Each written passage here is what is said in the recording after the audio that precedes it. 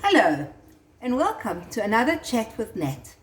I have found that many people are struggling with their air fryer and I absolutely adore my air fryer. So I thought I would share a few simple easy tips with you today. Firstly, always ensure that your air fryer is clean. When you've finished with your cooking, whatever you're making, just make sure you have a damp cloth. Just go around the outside, just wipe it off because dust does gather and it's good to have no dust obviously on your stuff. The worst thing then is to open your air fryer ready to cook and you find that the basket hasn't been cleaned.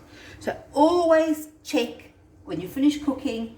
Remember, take the food out and take the air fryer basket and the tray inside straight to your dishwasher and plonk it in or in your sink and let it soak straight away. As you can see, I've just taken mine out the dishwasher and it's still a bit damp.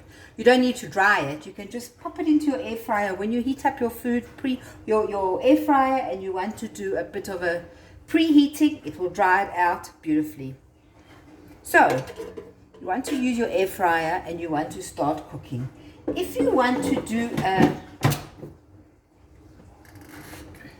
preheat, you can heat it up, but make sure, I learned this the hard way, that you do not put your baking paper inside the tray while you are doing the heating, because what happens is it floats up, catches onto the element at the top and burns, and all of a sudden you just got the smoke coming out and can give you terrible fright. You can grab your fire extinguisher, switch it off, but obviously you don't need that because if you don't put your paper in, you're not going to get this thing burning.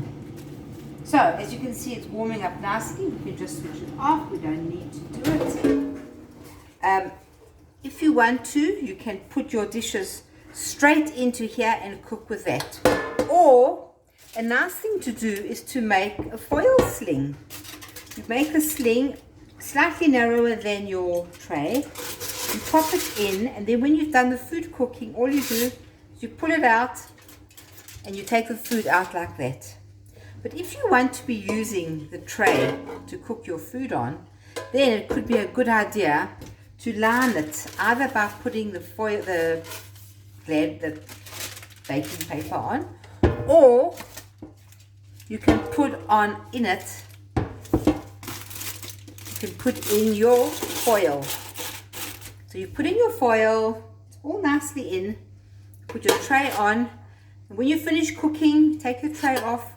All the drippings, if you don't want to use them, will be gathered on here, and your base will be still nice and sparkling clean. As you can see, I've always put something on, I've never let things drip into here. So, you've done your cooking, everything's done, you've taken your dish out. Don't forget to wipe the inside of here. Let it cool down for a couple minutes after you've taken it out, after you've put this to be washed, because you don't want to touch the boiling hot element of 400 Fahrenheit or 200, and then you get yourself a bad burn. So you get a wet cloth, a wet paper towel, you wipe it down so you get all the extra that's been sitting there, and you can take that off. Another thing people say, I've put the food in, I've put it in the air fryer, I've set the time, and now I'm too scared. If I take it out, can you see now it's busy doing the last few seconds, drying it out. If I leave it if I open it up, the food's going to spoil. Don't be scared to open it up and check. You might find that you might have set the time too long and the food is starting to get a bit dried out. Just turn it over.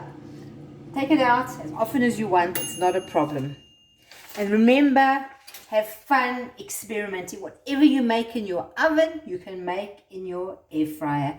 And because it's so concentrated and small, it cooks nicely, it cooks quickly, and it tastes unbelievable. Enjoy and let me know how it goes with your air fryer.